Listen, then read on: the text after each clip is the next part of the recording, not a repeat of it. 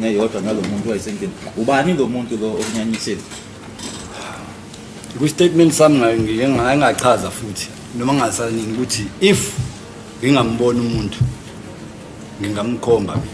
In my statement I made mention that if I were to see the person I would be able to point the person out.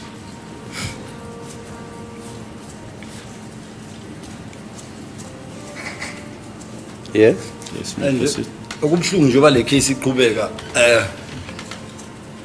mina anginandaba nabantu anginandaba nomndeni wakasenzo engikwenza ngikwenzela usenzo mina angikwenzeli umunye umuntu. All right. And the sad part is that with the trial going on, my lord, I don't care about people. I don't care about the Senzo's family. What I'm doing it for Senzo.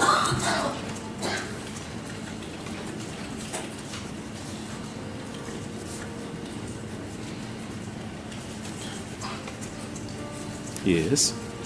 Yep. And then into nje wangigila ngeke ngivele ngisukele ngize enkantolo ngizokhuluma into engekho. Reason why ngiphendula ngikhuluma nje ngiphendula kanje because ngikhuluma into engiyaziyo engangikhona yenzeni. Okay. The other thing is, my lord, I won't come from where I'm coming from and come and tell something here which is not true. I am here telling something that I know, something that happened in my presence.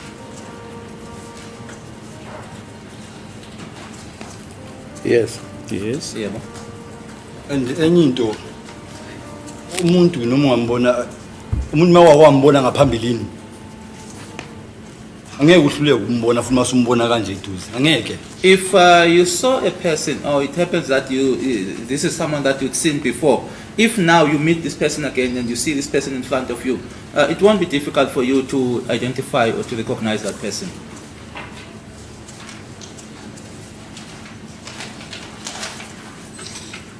Yes. And angeke ngisuke ngiqambele umuntu amanga ecase kanje mina. Ngeke ngivele ngiqambele umuntu amanga ecase kanje. Naye uyazi futhi. And I won't tell lies about a person in a matter like this. Even that person knows.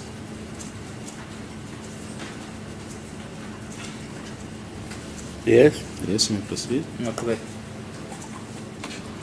Ukuthi ngiyathuka ngoba bachitha isikhathi esingaka abafaka impilo zethu enkingeni sizondwa abantu but uyazi. Object to that. I don't know whether this is still part of the description of the evidence we're dealing about.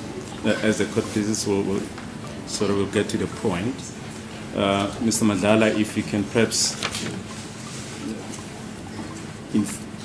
state or inform the court who is this person that made you uncomfortable. Uyacela nje ukuthi mfethu ke uye nje ngo odabeni ke ukuthi utshele nje inkantolo ukuthi ubani lo muntu lona owakwenza ukuthi awunyanye.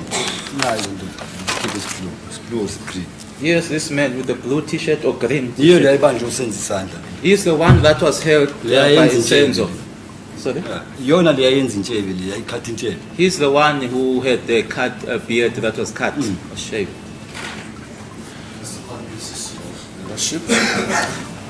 The defense raised in objection for the identification of the accused from the dock because it doesn't hold weight, Your Lordship. Moreover, there was no identification parade with regard to the accused before the court.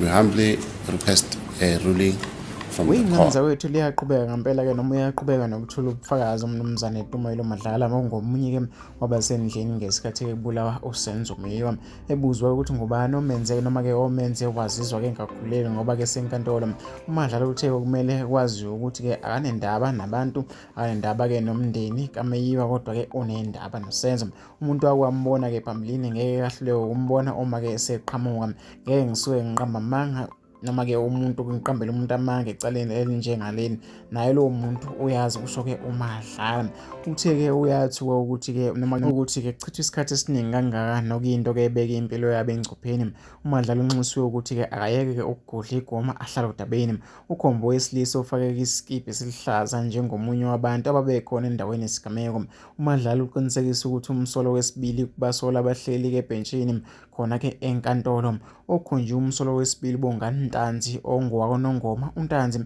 ulinde ukuthi ke afake isicelo sebhayili ngesonto elizayo.